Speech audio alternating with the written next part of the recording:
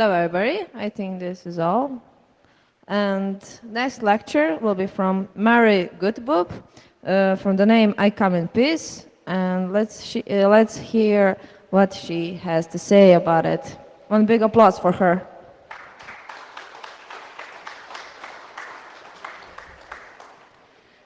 The first time I entered a hackerspace, I was wearing a pink, really long skirt with glitter. I didn't plan to go to a hackerspace on that night, but somehow kind of forced me because he said it was a shame that I hadn't been there yet. When I entered the hackerspace, it looked amazing. There were all these lights and these blinking objects, these weird things and devices. There was music. And there was a bunch of really drunk white men in the middle of the room. As I was really curious, I asked someone to give me a tour of the space. He showed me around the labs, the workshops, all the devices, and the members area, which is probably the most amazing room in the world for me. When I saw this room, I was pretty sure I want to stay here. I want to use this room to work. I want to hang out there. It was a dark room with lots of really small LEDs everywhere, parts of computers on the walls, and lots of stickers. I decided I want to be a member of this space. The guy who gave me the tour took me to his workshop with the group of people who had a tour, and these people were almost all men. There was one other girl, but I think she was someone's girlfriend, so she was not really interesting for the guy who gave me the tour. And he started to talk to me, only to me, kind of ignoring the rest of the group. And he talked to me a lot, and as I was really curious, I asked him a lot of questions, and how could I become a member, for example. But at some point, I felt like it was a little bit creepy that he would just talk to me, look at me all the time. So I decided to go back, find my friend, and I didn't find him, so I was left alone in that space with all these drunk guys. I went to the bar, and at the bar, there was this other guy, and I was like, kind of weird guy with a really intense look. And he was leaning on the bar with one shoulder, and when I ordered a drink, he just raised his glass to me and said, "So, how do two women have sex together?" I was like, "What? Why would you ask me this?" I'm not even looking like a lesbian. I have this skirt with all this glitter. I'm looking super girly. What's on your mind? Why are you doing this? And he explained me, well, he likes lesbian, and there's not a lot of women here, so he thought he would ask me. And I started trolling him a lot, because what else could I do? And I asked him about two men having sex. He said, no, I'm conservative. This is not good. But I like watching lesbians having sex, so please explain to me. You're a woman, you probably know how to do that. At that point, the first guy, the one who gave me the tour, the creepy one, just stood a few meters away from us. And he was kind of watching us, but not approaching us. And I felt it was really weird, so I was sticking to the lesbian fan because he looked less creepy, even if what he was doing was quite creepy too, actually. And when the lesbian fan left to get another beer, because obviously he was not drunk enough, the first guy came back to me, sat next to me, and said, "Now it's my turn." I left the place, and I thought a lot.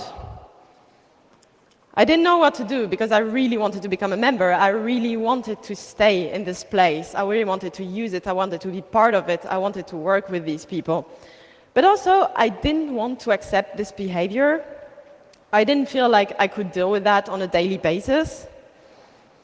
So I thought a lot, and I decided that I'll go back, because I have the right to use this space, even if I'm a woman. And I had done nothing wrong. The person who did something wrong were obviously these two guys. Should I punish myself for being a woman? So I decided to be one of these persons who stay in the hackerspace, even if they're not totally welcome for some people, and who maybe will change things at some point because they stayed. When I tell this story, some people say, yes, it's an exception. These guys were drunk and you just had bad luck. But then, why do such things happen so often? Last year, I went to Bulgaria to give free workshops on encryption in 2 hackerspaces. In the first hackerspace, I had an amazing experience, really respectful. In the second hackerspace, everything went wrong. First, before I even arrived, people asked whose girlfriend I was. Because obviously, 3 guys and a woman traveling to teach encryption, that can't be 4 people teaching encryption. That's 3 guys teaching encryption and some girlfriend hanging out around with them.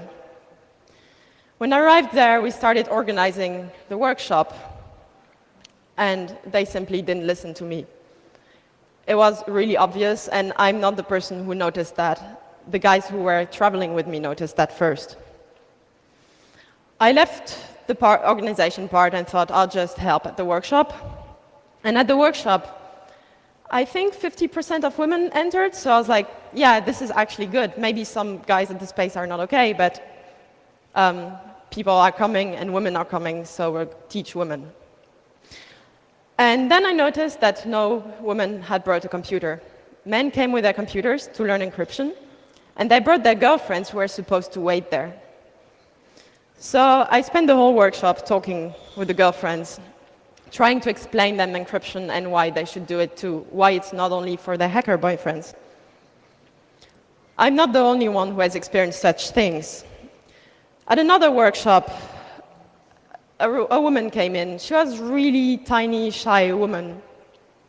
And she had taught herself email encryption, chat encryption, and Tor alone in her room. She had even read the Crypto Party Handbook, which I, as a crypto party organizer, haven't done. She was really amazing, and we convinced her that she had the right to teach too. So later I saw her. She was mastering the art of teaching PGP to a bunch of men who were respectfully listening to her. Everything looked great, until one man entered the room. He arrived too late and just decided, oh, here there's a table that's led by women. That's not okay.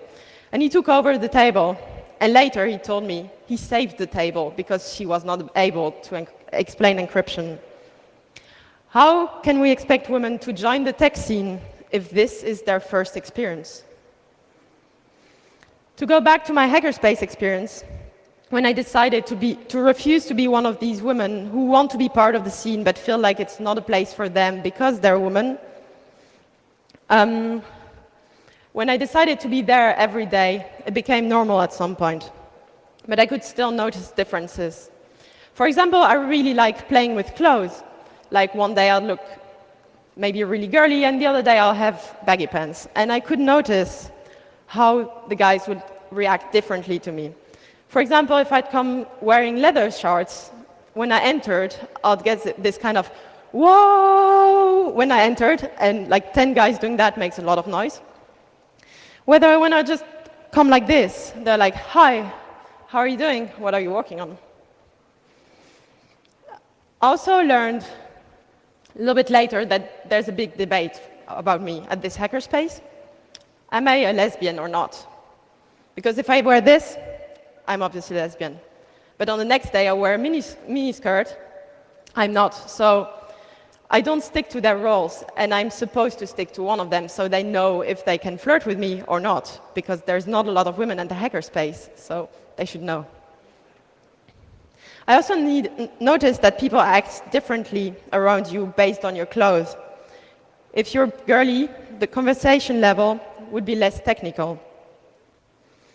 For example, on the day where I became a member, I got my password, and then they showed me how to log in the internet there because they have a special network.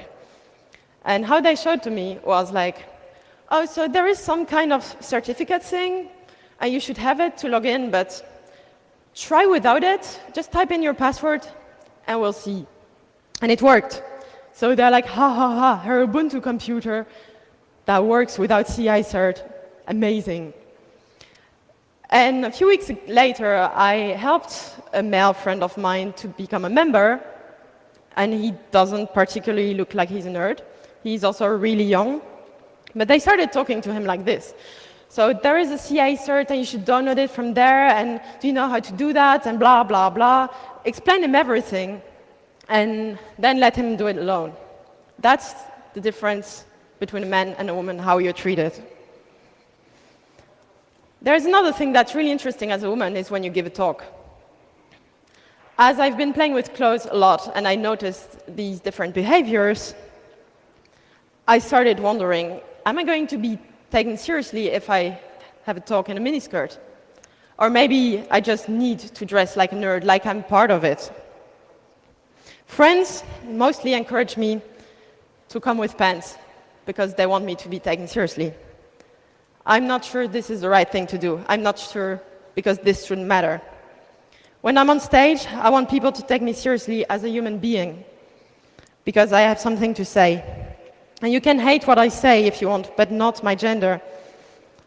The way I dress shouldn't have any influence on your opinion on me.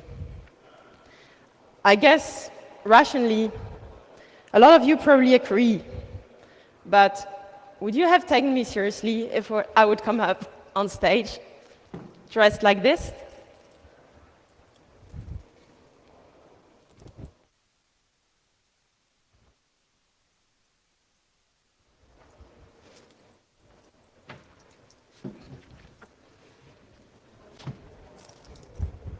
Imagine a woman coming to do a talk on tech on this. Would you honestly take her seriously immediately? You should.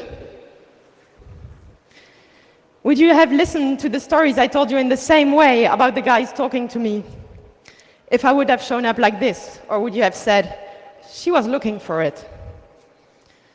Would you ask questions about tech, about encryption to a woman who wears this? I have not been part of this scene for a very long time, less than 2 years. My technical skills are not the best. I can't program. But I don't want to hear that this is okay. When the same people who say this is okay make jokes about their male friends who can't program. I don't want people to expect less from me because I'm a woman. I once did a really stupid thing. I was really tired, and I played around with Gparted, and I kind of erased my main encrypted partition.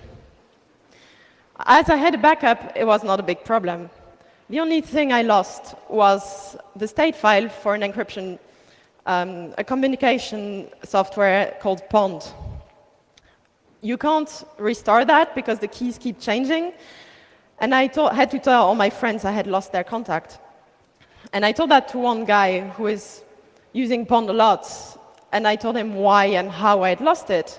And he looked at me and he said, "Oh my God, you're the first woman who could explain this to me." This compliment, I don't want it.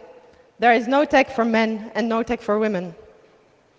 I want people to expect me to know as much as I do. And if I don't understand something, it is because I studied journalism and language and literature and not computer science.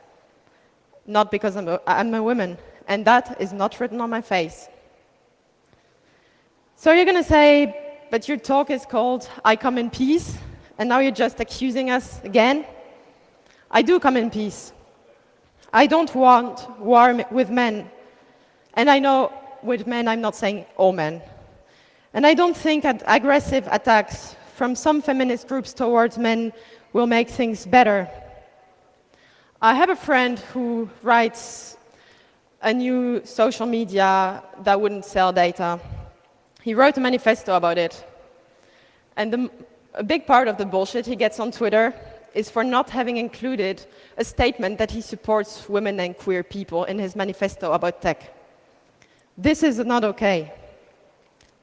There is a necessity to acknowledge the problems I described to you before, but we don't need to attack people when we don't know if they're doing something wrong or not.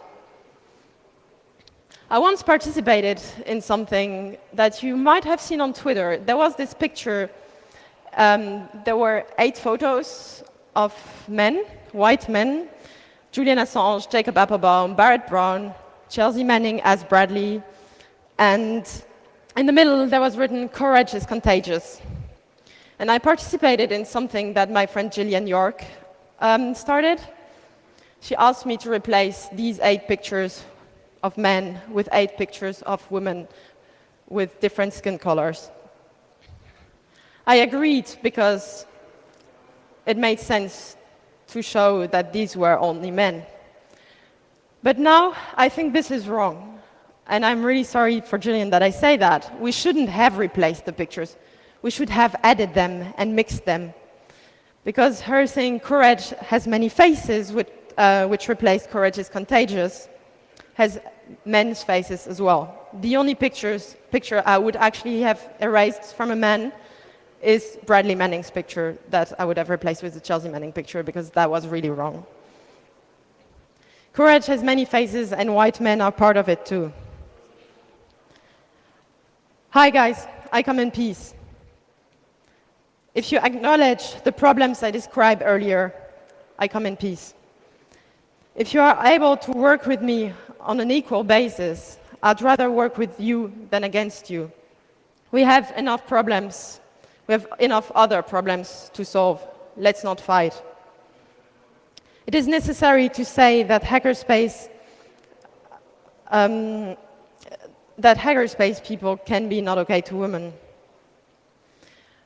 When I wrote an article about women in tech for a major German newspaper, I was writing that in a hackerspace, and the guys asked me, what are you writing about? I was obviously wearing baggy pants because they wouldn't have asked me if I was wearing a miniskirt.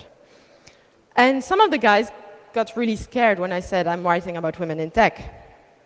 Because these guys had been attacked so often as a hackerspace. The hackerspace has been attacked so many times because of drawings on the walls, because of whatever, that they're scared and then they become aggressive. Because sometimes we, women, are the one who are aggressive.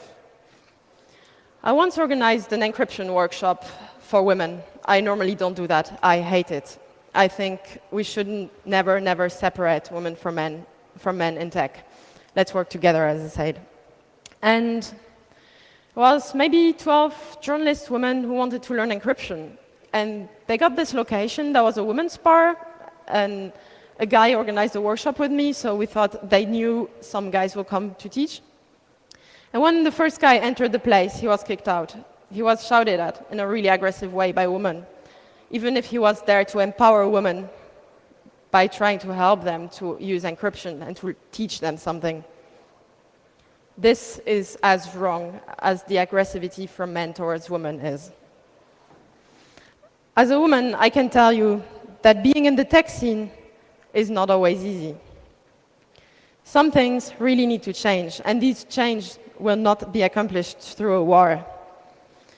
What we need is an in-depth social change, a change on which we all need to work together, a change that needs and deserves efforts from us all to be accomplished.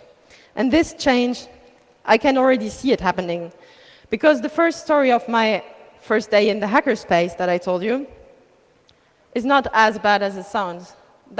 These guys were two guys. When I told the other guys this story, most of them reacted in a really good way. One of them told me he had been watching me all the time when I was with these weird guys. And he thought I was doing really well. So he was just watching. In case something bad happens, he would have protected me. But he felt like seeing me trolling these guys was better than defending me like I would need help. Other guys just told me, please inform us when something happens. We want to know. And if ever something happens like this again, we'll do something about it, or if just inform us. I have also noticed how relieved some men are that I didn't hate them because of what their friends did. The problem in the tech scene is not all men. The problem in the tech scene is a few men, and feminists should understand that. I have been working in the last months with amazing men who understood better than anyone else the need for women to be a visible part of the tech scene. For example, I worked on this Netzpolitik thing, the case where two journalists have been accused of high treason in Germany and were about to be judged for that. And I set up a campaign for that with a man who is really famous, and he made sure my name is written always as first, because he wanted it to look like the campaign is led by a woman. He also refused me to get other men engaged in our group because he didn't want a male-dominated group. Another guy I've been working with for security trainings, who is a professional speaker at conferences, offered me to give up talks, so I just stand on stage, because he wanted women to teach encryption and security to men. These are men I love to work with, and I'm pretty sure that there are no exception. I hope they're not, because this kind of collaborations as human beings and not as male or female is how we'll be able to change things. People, I come in peace. Let's work together. Thank you.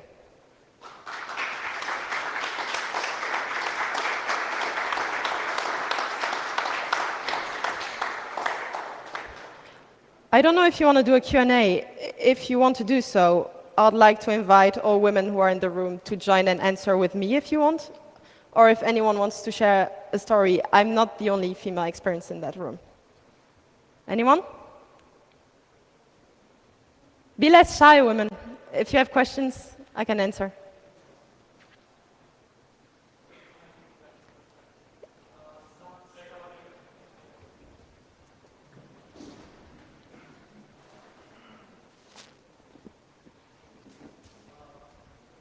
Is it working?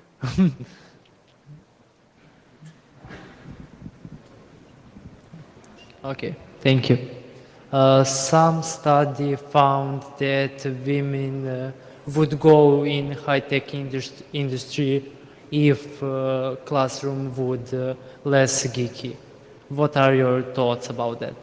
If classroom would what? Sorry, I've just didn't... If classroom would less geeky, for example, you don't have math stuff on tables or something like that. If there would be less math, I don't understand what you mean. Like, if there would be less math, women would go in tech? No. If classroom would look like less geeky, for example, less geeky stuff, I don't know, comics or something like that. Some study found. I think there is a real need to change education, but it's more about adding computer science for everyone, and then it's a social change where women shouldn't hear when they want to study computer science, which happened to friends of me, that they just heard, no, that's for men. Go study something else, for example, history or literature. I think it's more about that. Okay, thank you.